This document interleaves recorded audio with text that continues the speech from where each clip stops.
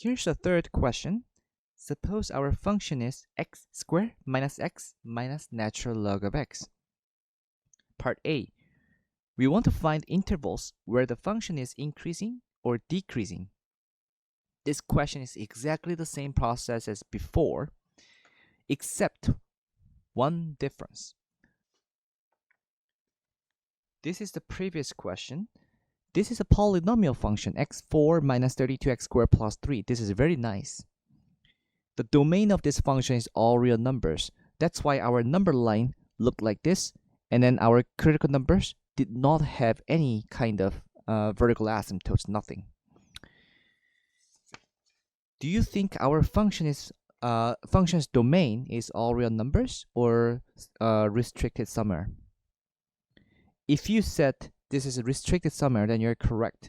In particular, because of the natural log function, we cannot have 0, we cannot have negative. The domain says that we must have positive x values. Please keep that in mind. The domain must be x is greater than 0. Very important because of the natural log. Keep that in mind, please.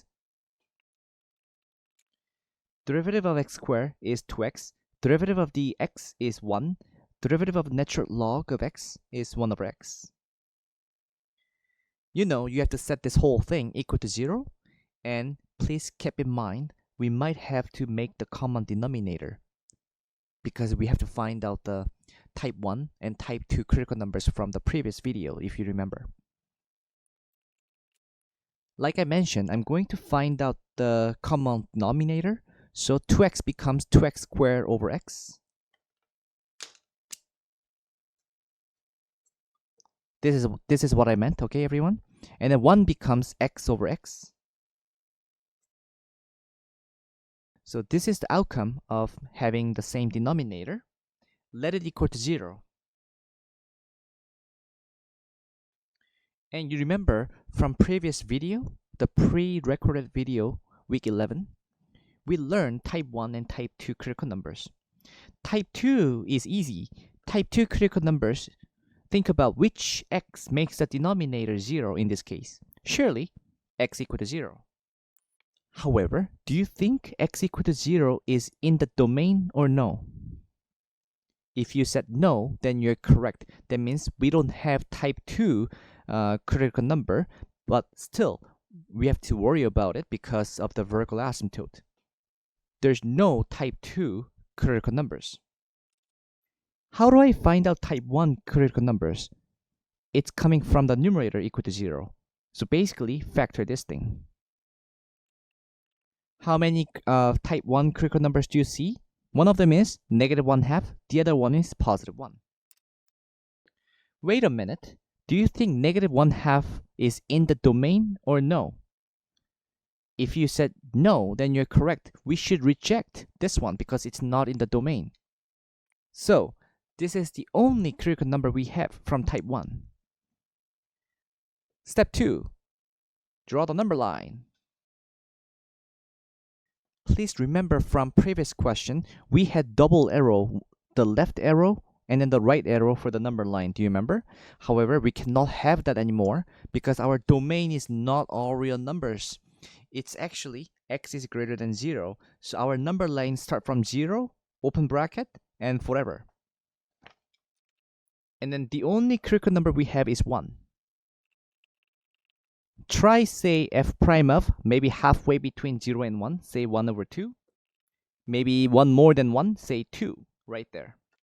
And then you can use your calculator, plug it in this number here, plug it in this number there, and check whether it's positive or negative. As you can see, f prime of 1/2 is negative, f prime of 2 is positive. This shows everyone the function is decreasing from 0 to 1 and increasing from 1 to infinity. And congratulations everyone, this is the answer for part A. Part B is finding whether it's a local minimum or maximum. It's gonna be very easy. Decreasing and increasing. Surely this point is a local minimum. When x equal to 1, so at x equal to 1, the local minimum value of something, remember this is the y value, which is 0 in this case.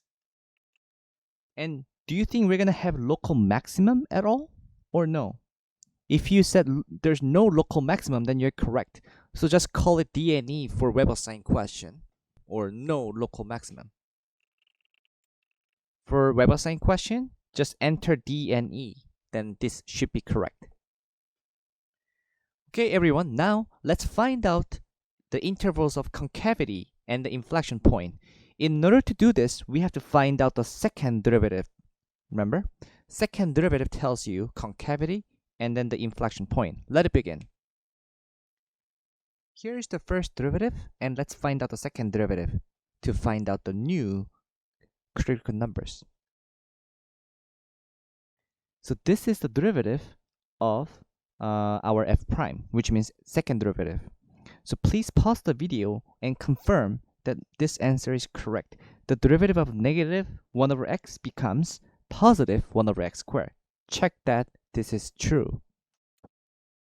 Okay, let it equal to 0. And then once again, we're going to make the common denominator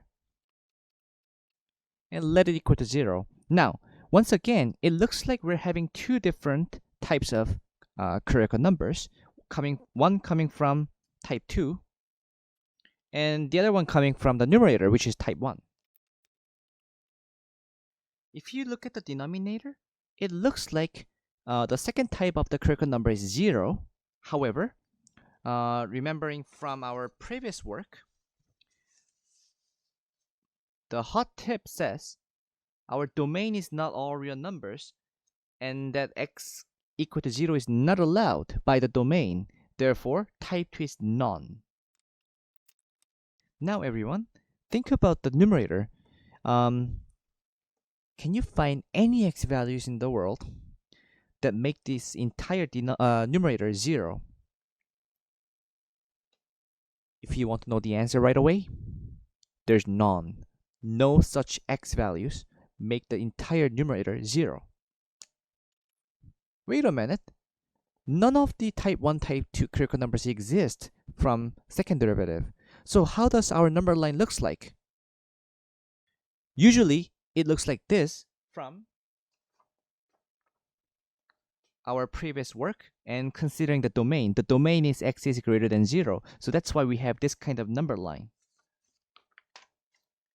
Though, we don't have any critical numbers, so looks like we only have one interval to consider.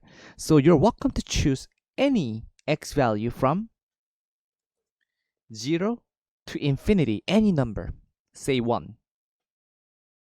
F double prime of 1, you plug it in there, then it's actually 2 plus 1 is 3. It's a positive number. Congratulations everyone, this tells you everything you need.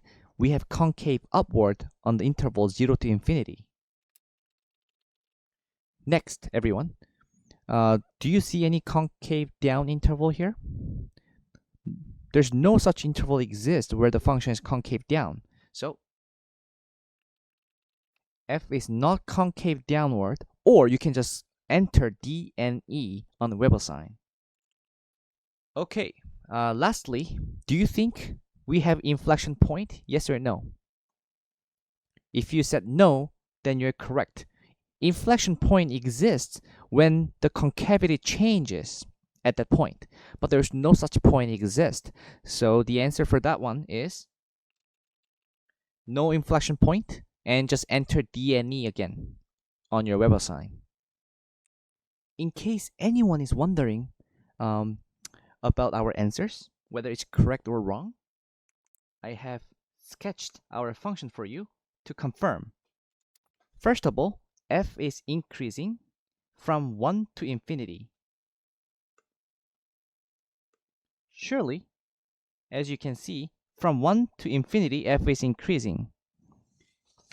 And then f is concave up everywhere, so surely it's concave up.